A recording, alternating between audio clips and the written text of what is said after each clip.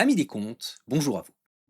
Alors quand on pense au loup dans les contes, on imagine souvent une bête féroce, des crocs, des griffes, un peu de bave, avec une légère tendance à vouloir nous transformer en steak tartare, et notamment les petits enfants tout mignons.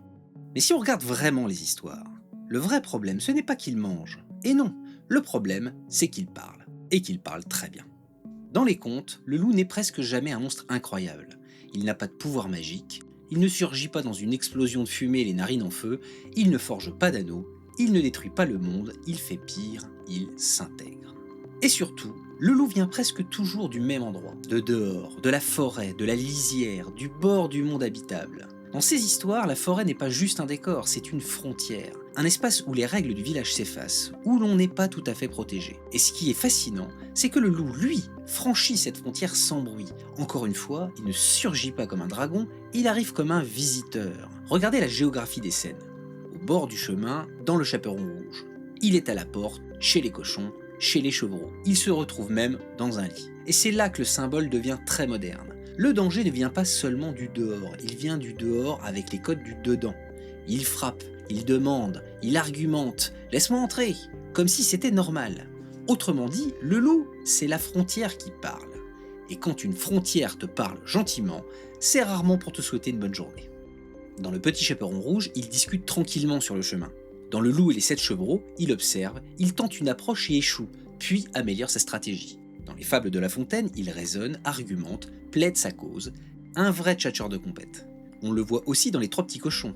Le loup ne commence pas par détruire, il frappe à la porte. Il demande à entrer. Petit cochon, laisse-moi entrer.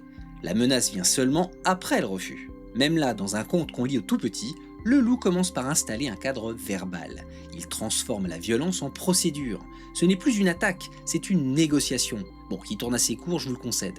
Vous l'aurez compris, dans ces histoires, le loup ne bondit pas sur sa proie assoiffée de sang. Il commence par expliquer pourquoi ce qu'il va faire est parfaitement normal.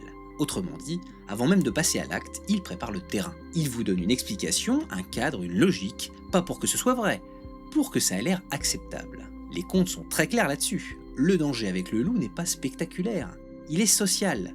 Le loup n'est pas dangereux parce qu'il est sauvage, il est dangereux parce qu'il sait vivre en société. Et c'est là qu'il devient vraiment intéressant. Le loup ne se contente pas de mentir, il raconte une autre histoire. Il ne dit pas forcément « Tiens ma petite, et si tu faisais quelque chose de mal ?» Non, il dit plutôt « Ma chère petite, et si tu faisais autrement ?» Il déplace légèrement la réalité, le chemin, le rythme, l'ordre des choses, les priorités. Et c'est exactement ce qui se passe dans le petit chaperon rouge. Il ne la pousse pas dans un piège en force. Il propose un scénario plus séduisant que le réel. Le loup n'est pas seulement un menteur, c'est un conteur de belles histoires. Et son récit a toujours un point commun. La proie y perd quelque chose. Bon, la vie en l'occurrence. Ce qui revient partout, c'est la même mécanique. Le loup comprend les règles. Il sait comment on attend qu'il se comporte. Et parce qu'il est malin, il utilise ça contre les autres. Dans Le loup, la chèvre et le chevreau, c'est tellement limpide que ça a laissé une trace dans la langue. Quand le loup se farine la patte pour la faire passer pour celle de la mère, il invente littéralement le principe de montrer patte blanche. Autrement dit, prouver qu'on est digne de confiance quand on ne l'est pas, mais alors pas du tout. Ce qui, reconnaissons-le, reste une compétence extrêmement répandue dans la vraie vie. Et là, ce qu'on peut y voir, c'est qu'on n'est plus vraiment dans le prisme d'un conte pour enfants. C'est clairement une leçon sur les apparences. Parce que le loup ne se cache pas derrière un masque, il fabrique un rôle, il met en scène une version raisonnable de lui-même, une version socialement recevable. Ce n'est pas un déguisement au sens costume, c'est un déguisement au sens récit. Il te donne une histoire qui rend son comportement crédible. Et quand la forme est crédible, le fond passe nettement plus facilement. D'ailleurs, toutes les traditions ne font pas du loup une figure intouchable. Dans le roman de Renard par exemple, le loup Isengrin est souvent dupé, trompé et clairement ridiculisé, comme si la société avait besoin parfois de désamorcer la peur par le rire. Mais même là, il n'est jamais complètement inoffensif. On se moque de lui sans jamais oublier ce qu'il représente. Le loup peut être tourné en dérision, il ne cesse pas pour autant d'être une figure du danger. Chez Ésope et La Fontaine, le loup franchit une étape supplémentaire. Il ne se contente plus de tromper, il juge. Dans Le loup et l'agneau, tout est décidé d'avance. L'agneau répond correctement, il est poli, logique, irréprochable. Mais le loup n'est pas là pour comprendre ce qu'on lui raconte et de quoi on l'accuse. Non, il est là pour avoir raison.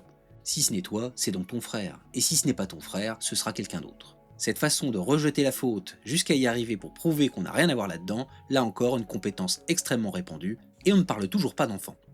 Le loup devient alors une figure très précise, celle de l'autorité injuste, qui parle comme la loi mais agit comme la force. Et il y a un détail qui rend ça encore plus glaçant, il parle là où il ne devrait pas parler. Il engage des dialogues impossibles. Il fait comme si tout le monde jouait le même jeu, alors que le jeu est truqué. Dans la vraie vie, on sent souvent qu'une situation est bizarre sans savoir pourquoi. Ce n'est pas forcément le contenu des mots, c'est le fait que quelqu'un utilise les codes de la conversation, en cassant le cadre. Par exemple, dans Le Loup et l'Agneau, le loup engage une discussion, alors que la situation ne le permet pas. L'agneau est en contrebas, il est physiquement, socialement, symboliquement en position de faiblesse. Le dialogue n'a aucune chance d'être équitable, et pourtant le loup parle comme si c'était un débat. Il pose des questions, il écoute des réponses, il fait semblant de chercher la vérité. Mais la conclusion est écrite d'avance. Le problème, ce n'est pas ce que dit le loup, c'est le fait même qu'il fasse semblant de discuter. C'est comme quelqu'un qui te demande ton avis, alors que la décision est déjà prise. La conversation existe, mais elle ne sert à rien. Le loup fait exactement ça, il parle comme si le dialogue était ouvert, alors qu'il est déjà fermé. Le loup, au fond, fait semblant d'adhérer aux règles communes, mais il ne les reconnaît jamais vraiment.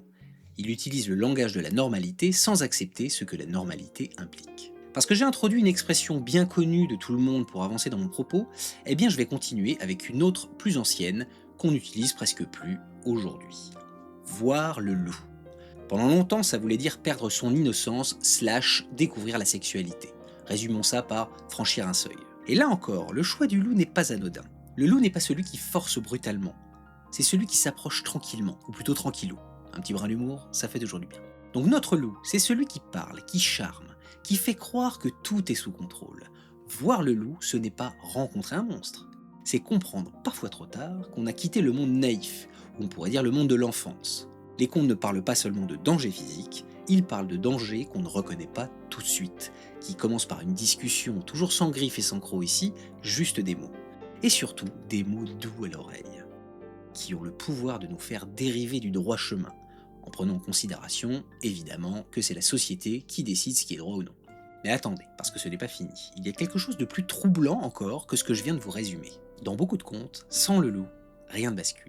C'est lui qui provoque la sortie du chemin, qui interrompt la tranquillité, qui transforme une situation ordinaire en épreuve, qui dirige vers la perte de l'innocence, la confrontation avec le réel. Le loup ne fait pas grandir gentiment, il fait grandir mal, mais il fait grandir quand même. Et ce loup, on pourrait croire qu'il est là uniquement pour être battu. Mais quand on regarde bien, on se rend compte que ce n'est pas le cas. Il est là pour faire tomber une illusion, pour forcer à ouvrir les yeux, à apprendre. Et c'est pour ça que dans les contes, on n'apprend pas à vaincre le loup, on apprend à le reconnaître, à se méfier de celui qui parle trop bien, de celui qui a toujours une bonne raison, de celui qui rejette la faute sur tout le monde, de celui qui explique calmement pourquoi tout va bien se passer. Dans certains récits médiévaux, comme le Lait de Bisclaveret, écrit par Marie de France au XIIe siècle, le loup n'est même plus une créature extérieure. Alors pour info, un lait c'est un poème du Moyen-Âge, et Bisclaveret c'est le nom breton du loup-garou. Et je pense que maintenant vous voyez où je veux en venir. Donc dans ce poème, c'est un baron qui, à certaines périodes, se transforme en loup et pour redevenir homme, il remet ses habits. Lorsqu'il est loup, il ne devient pas cruel, il ne devient pas monstrueux, il devient autre. Et d'ailleurs, c'est lui qui se fait avoir par sa femme, elle demande à un chevalier de voler ses habits. Il est porté disparu, et elle se marie avec son chevalier. Ce n'est plus le loup contre l'homme, c'est l'homme qui porte le loup en lui. Que ce soit le baron, physiquement, mais aussi sa femme et son prétendant qui utilisent la ruse et le mensonge. Le danger n'est plus seulement social, il est intérieur. Et on connaît tous l'expression « l'homme est un loup pour l'homme ». Le loup, dans ces récits, n'est pas seulement celui qui parle trop bien, c'est aussi celui qu'on pourrait devenir. Si le loup fonctionne encore aujourd'hui, ce n'est pas par nostalgie, c'est parce qu'il s'est adapté. Il a simplement changé de costume. Et on le retrouve un peu partout. On parle de loup de Wall Street, de prédateur économique, de figure brillante, charismatique, fascinante, mais dangereuse. On en a fait des films et pas qu'un, et pas que pour des publics d'adultes avertis. Le loup est aussi représenté en tant que loup dans des versions qui ne sont pas explicitement des adaptations de contes. Ils utilisent simplement l'imagerie du loup, à travers ce qu'il représente pour nous. Un exemple récent avec le film d'animation Bad Guys, titre évocateur qui veut dire les méchants. Le loup là-dedans, c'est le chef des supposés méchants. Mais lui, il est élégant, malin, sympathique. Il dupe par son charme et son intelligence. Tous ces loups-là, ils ne font pas peur, ils plaisent. Et comme dans les contes, c'est rarement bon signe. Toujours est-il que peu importe la forme, le message reste le même. Le danger ne vient pas forcément de celui qui grogne. C'est celui qui sait exactement comment se présenter pour mieux nous faire dévier du chemin. Si ces histoires traversent les siècles, ce n'est peut-être pas parce qu'on a peur des loups, mais parce qu'on sait très bien à quoi ressemble le danger quand il commence par rassurer. Si ces sujets autour des contes vous intéressent, n'hésitez pas à vous abonner. Et sinon, y a-t-il d'autres expressions avec le loup que vous utilisez encore? Il y en a beaucoup, beaucoup plus qu'on ne le pense, et souvent on ne sait pas d'où ça vient. Dites-moi tout en commentaire. Merci à vous, et à très vite.